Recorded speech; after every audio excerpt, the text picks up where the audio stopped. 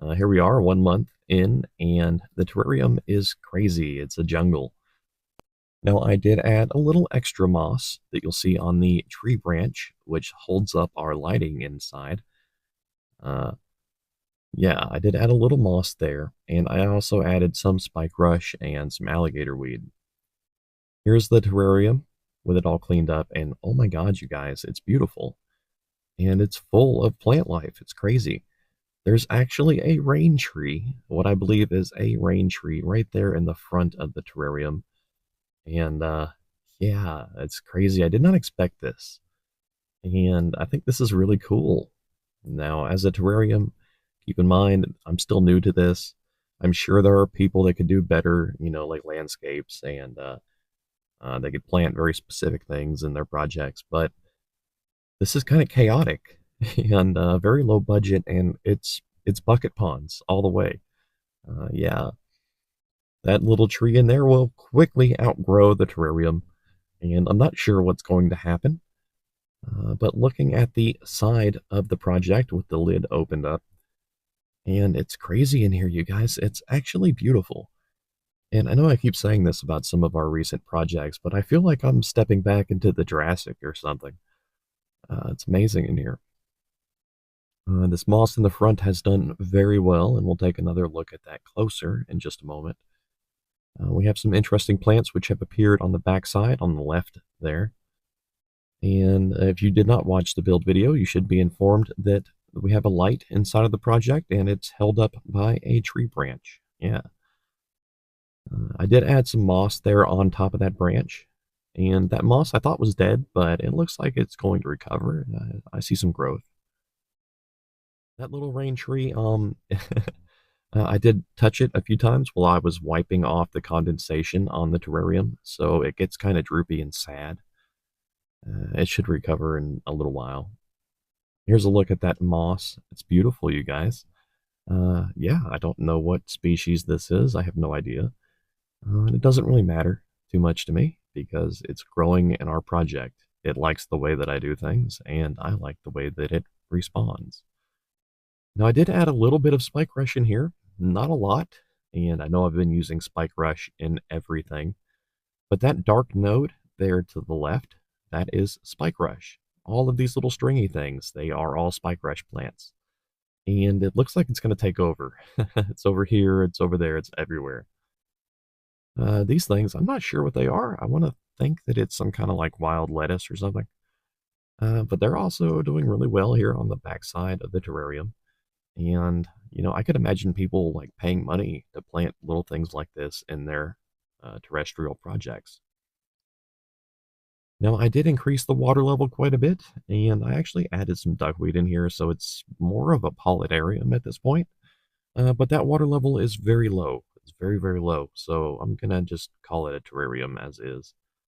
There is some fungus in here, unfortunately, but I think that's kind of normal, at least a little bit of fungus. But you can also see our alligator weed here, which is responding really well to conditions within the terrarium. I've grown all of this using just that light that was included in the build. And yeah, maybe a little like, just normal lighting in the room. But after this video, I plan on putting this on my new shelf with much stronger lights, which should encourage more plant growth. And I did fear that this project wouldn't work. I thought it was going to fail, early, but it's doing very well. And that rain tree has some very interesting roots beneath it. Yes, the roots are colonizing the entire terrarium, and that's going to be a problem, I think, because those rain trees, if that's what it is, once they get established, you can cut them down over and over and over, and they'll just grow right back. I have no idea how it's going to respond to life in this terrarium. Is it going to take over? Is it going to just spawn more little rain trees all through here? Or who knows? Yeah, maybe we can trigger like some kind of dwarf bonsai situation. I don't know. Here's another look at some of that moss. This is growing in the front of the terrarium, like the viewing front, the wall. And it looks good. Yeah, I'm really happy with this. I need to take some tissue samples and, see if I can't get that to grow underwater. And there's a look at the right side of the terrarium, the far side past the tree branch. Lots of little plants in here, you guys. I can't even identify most of this stuff. It's absolutely bursting with plant life.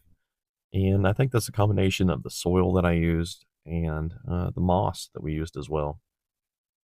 Though really, we should have seen most of those plants forming within our mini moss farms, which I didn't really see that too much. So I'm thinking it was more of the backyard soil that I used. So if you want to grow some random chaotic little plants, use some backyard soil. Now I did find some strange webbing in here. So there's some kind of spider or caterpillar or something in here making webs. That's something I should be very wary of.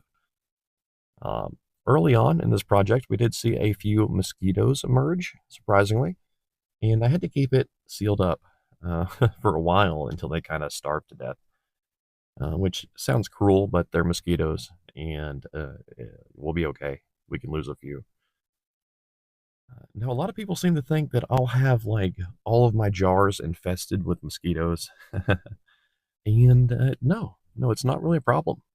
Uh, it just doesn't happen much. I don't really see mosquito larvae in my projects inside, and projects outside typically have mosquito fish in them, local mosquito fish.